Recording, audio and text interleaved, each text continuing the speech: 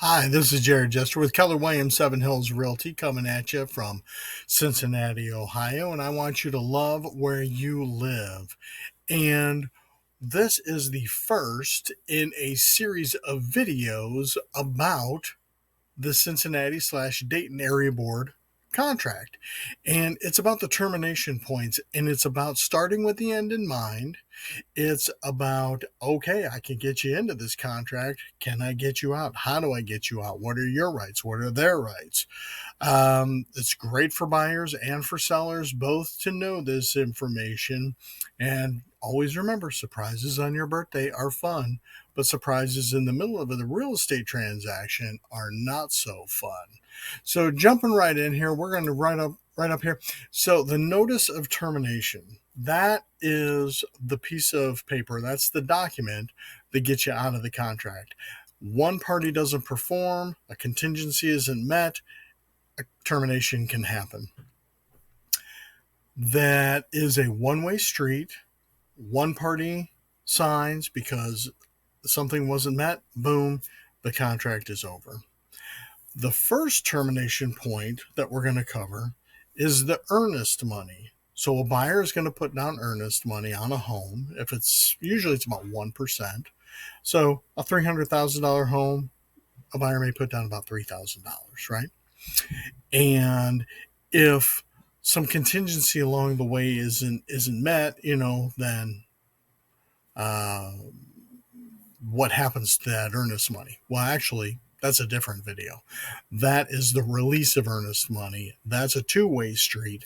So just because the contract terminates doesn't mean the seller gets it, doesn't mean the buyer gets it back.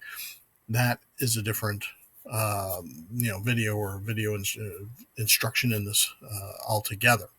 But the most important thing to remember about the termination, or about the time frames, within the contract, is a date is a date is a date, and a time is a time is a time, because time is of the essence. And that's a legal term meaning just that. A date is a date is a date, a time is a time is a time, boom, there it is. So again, the first point in the contract is the earnest money. Now, this is a seller termination point. So the buyer is going to write a check.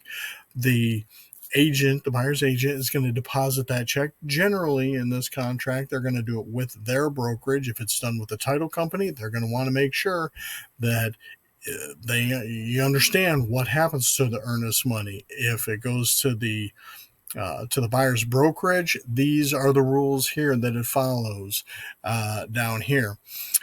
So here it is right up here, the contingency for the earnest money, right? So we say, all right, $3,000, we're going to deposit that and with Keller Williams Seven Hills Realty, and we're going to show proof of that deposit, receipt of that deposit within X number of calendar days.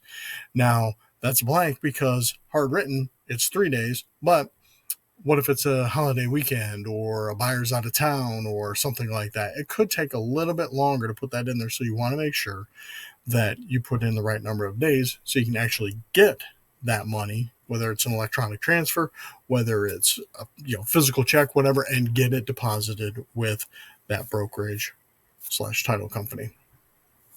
Once it's deposited, then the buyer's agent has to supply the seller side with a proof, a receipt of deposit, receipt of the earnest money.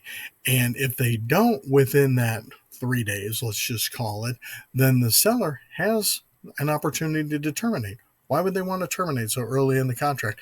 Because some buyer walked in the door right behind them with a better offer. And that seller's like, hey, Jared, get me out of this contract. I want to get to that other. And me, being a savvy listing agent, is going to say, okay, here's where our termination points are for the seller. Here's what we can do. Here's our strategies. Let's see if we can get you out of this contract. So again, if a buyer doesn't submit that receipt of earnest money within those 3 calendar days, a seller could terminate. So it doesn't have to terminate. So let's say you get to the 4th day and you go, well, the seller hasn't terminated. Oh, here we go. I turned in my earnest money receipt now on day number 4. Whew, okay. Can the seller come back in a week and say, well, you didn't perform on that, so I'm going to terminate and now get me, to this other contract that came in later, or whatever the case may be? Nope. Once that is done, then that door closes and the seller can't just walk away. And similar things are going to come down the road with other termination points along the way or other contingencies along the way. So that's the first in the series. That's kind of, one of the more simpler ones. We're going to dive more into depth as we go.